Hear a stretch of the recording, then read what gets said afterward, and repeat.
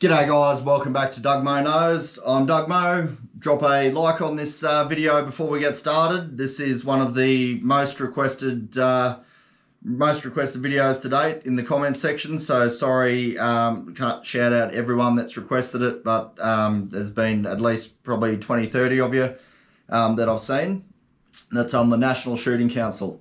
So I'm going to go through their website together and talk a bit about what they do, my opinions on them, and then I'll make a few comments at the end just about the state of gun laws in Australia and all that good stuff. So let's get started. So the National Shooting Council, so on their homepage here, about us. So shotgun, pistol, rifle, we cover the lot. The National Shooting Council is Australia's peak political lobbying group for shooters and shooting organisations who are sick and tired of the political attacks on what we do. The council is led by people with significant political experience from both sides of the spectrum and with the track record showing what can be done when the right people come together. So what we do, elections, we support candidates for elections who support the shooting sports and oppose those who want to bring more restrictions. So that's pretty basic stuff. Now, that does get messy at elections with parties like the Shooters, Fishers, Farmers Party and even the Liberal Democrats, who I'm a member of, who on paper, support shooting rights, but then with our preferential voting system, depending on your electorate and who those parties preference, you never don't know where your vote might end up. So yeah, that's a tricky one, but a good motive. And lobbying. Now, it's sort of a dirty word, but there's nothing wrong with, and as shooters, we often like to, we want to be just left alone to enjoy our sport.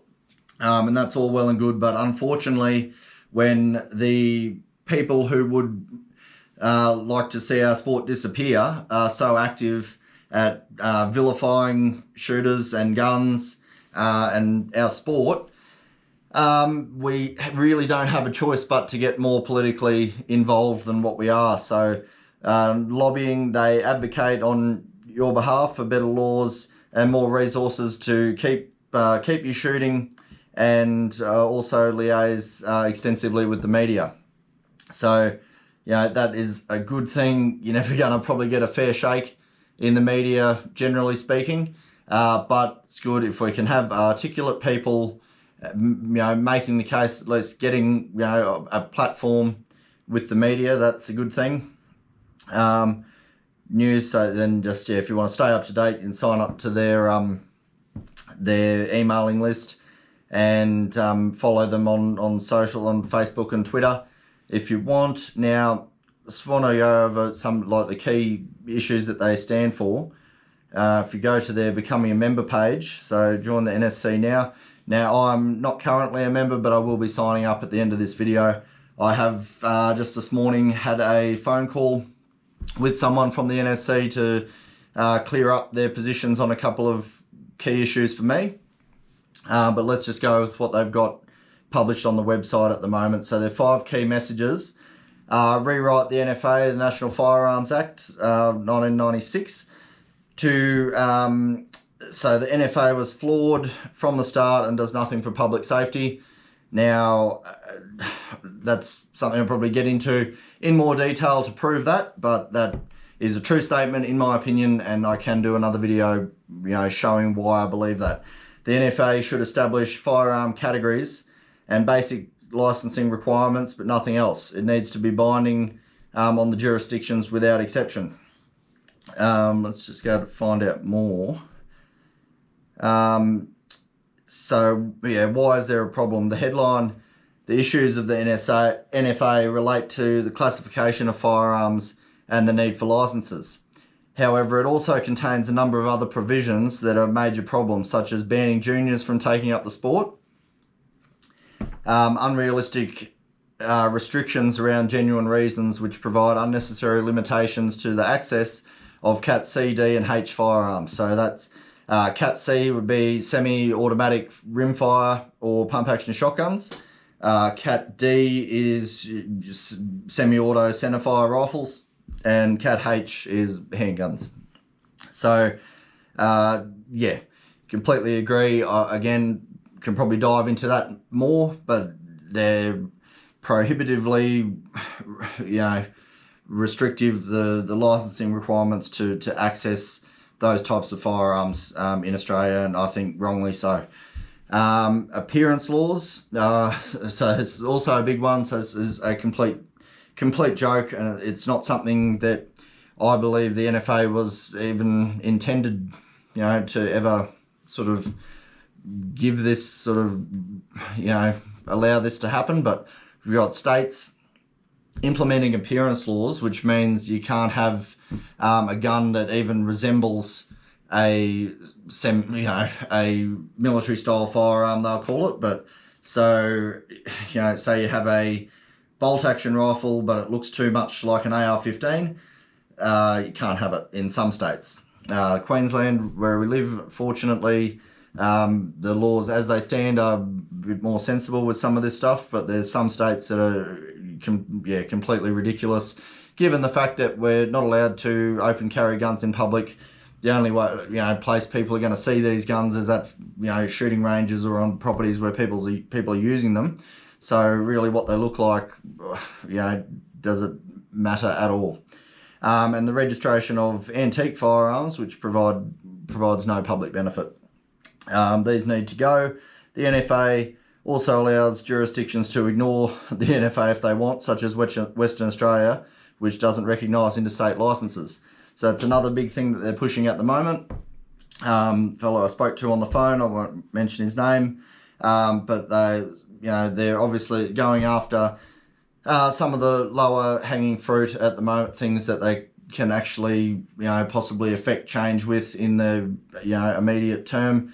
But the National Firearms Agreement, you would think it would make sense for the states in the nation to recognise the firearms license holders from other states if they want to travel interstate to compete or to go hunting, etc. That goes for appearance laws as well. If you so in New South Wales, you're not allowed a rifle with an adjustable buttstock because that obviously makes it far more deadly.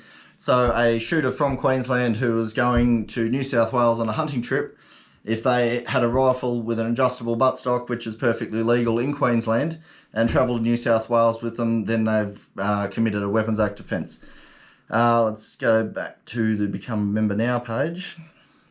Oh no, sorry.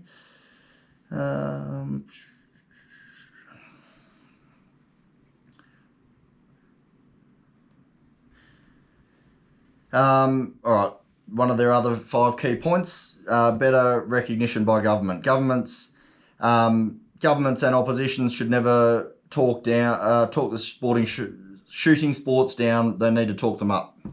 So shooting sports are a legitimate sport. They're legitimate pastime. I think they, give people who are, not, maybe athletically gifted or, whatever, it is a legitimate sport. Not everybody that likes target shooting or likes guns for that matter, that doesn't make you some sort of unusual, troublesome character. Political leaders need to be openly and publicly advocating and supporting of the shooting sports. Absolutely agree. And looking after the security industry.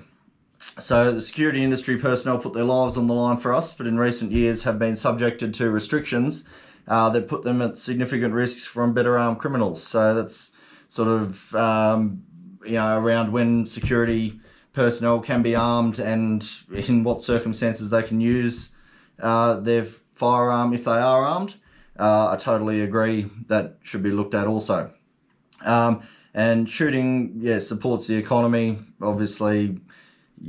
So it's part of the economy, people buying guns, ammunition, signing up to sporting clubs, that sort of thing. Governments need to promote the economic value and make shooting grow, and making informed decisions. politicians and bureaucrats who manage firearm policy and laws need to have some relevant qualifications, such as a firearms license. So this is a massive problem. We have people, right, definitely the people who are lobbying against firearms. These are people who have usually never seen one, never used one, don't know how they operate. They think that an AR-15 that fires a .223, which is about as small as you can get in a centerfire rifle cartridge, that is the most deadly weapon ever.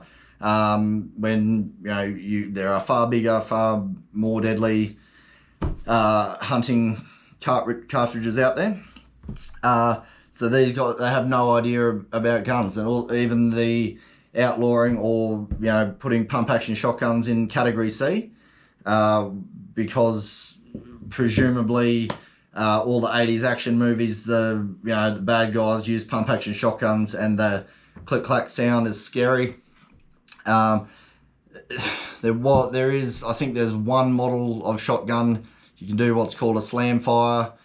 This may have had something to do with it, but that's basically where you can hold the trigger, cycle the action, and each time you rack a new round, the firing pin will hit the back of it and it'll go off. I think there's like one model of pump action shotgun that will do that. So yeah, probably not a huge problem, and doesn't make a lot of sense when you can on a Cat B license have a pump action centerfire rifle, which so even if you have a pump action 223 or 308, you probably reach out to hundreds of meters with one of those and cycle just as quick. If you have a pump action shotgun, it's a deadly weapon. They all are, but in close quarters, it just makes no sense.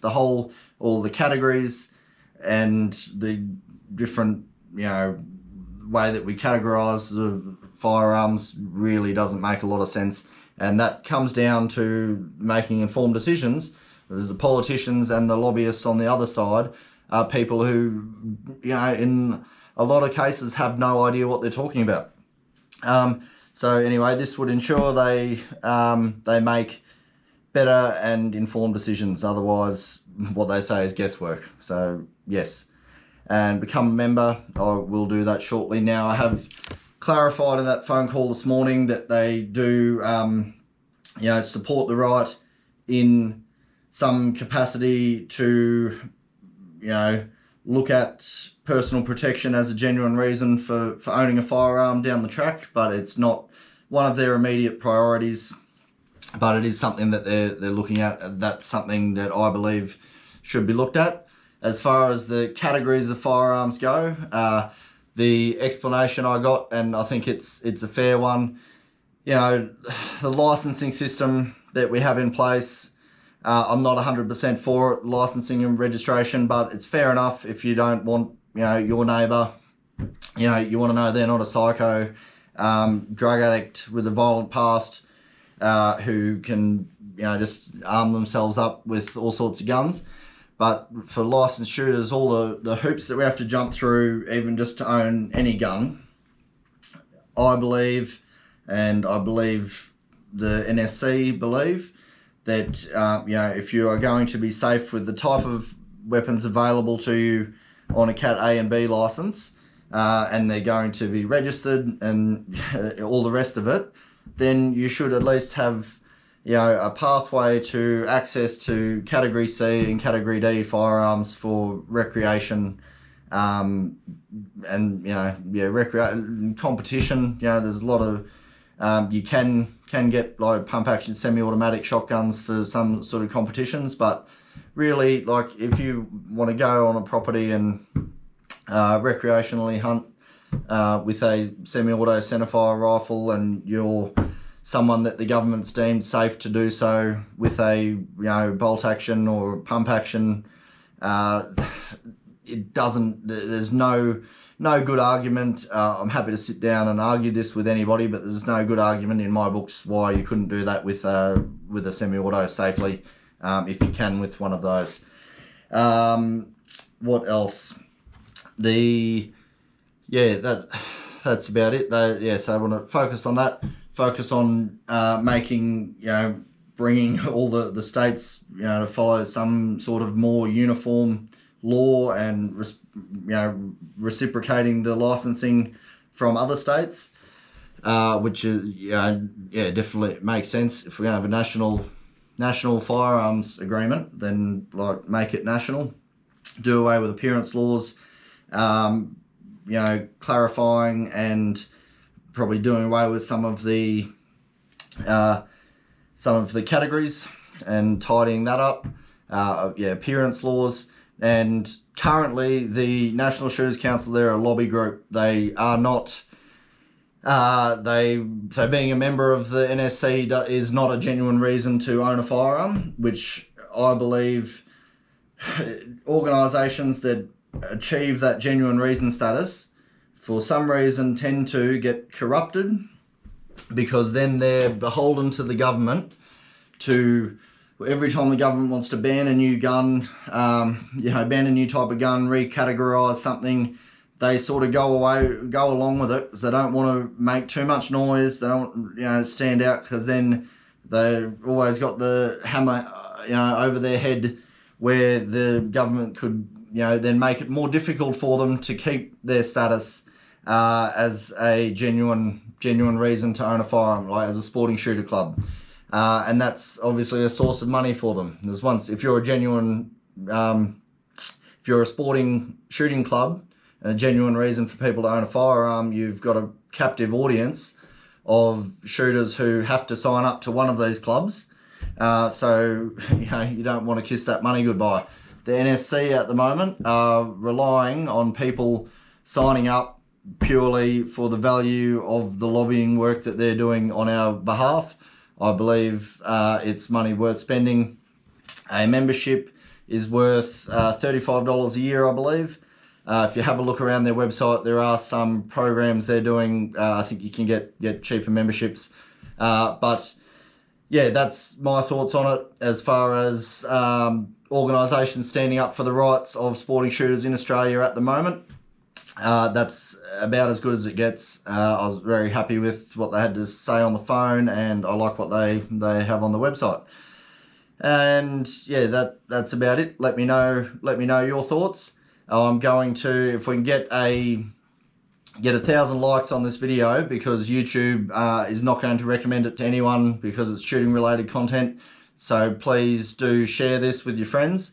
If we get 1,000 likes on this video, I will pay for someone's 10-year membership to the NSC. So that's, obviously, supporting the work they're doing. I'll be signing up now, and yeah. I mean, anything else, your thoughts on, firearms for self-protection, the categories that we have in Australia, our licensing laws, drop me a comment with your thoughts on the NSC, anything else you'd like to see me talk about. But please give the video a thumbs up, get to 1,000 likes. I'll pick someone from the comments to get them a 10-year membership for the NSC. And please subscribe to the channel. I'm doing some giveaways when we get 350 subs. I'm giving away a gel blaster, but I'm always giving away stuff. So subscribe to the channel. In 2 weekends time, I'll be going out and reviewing about 20, 25 different firearms, doing reviews and comparisons on them. So if you're into that sort of thing, definitely subscribe to the channel and see what we've got coming up there. But anyway, that's my thoughts on that. Thanks for being here. Thanks for watching to the end. And yeah, hopefully we'll see you all soon. Keep an eye out for those videos coming up. And yeah, thanks again, guys. Cheers.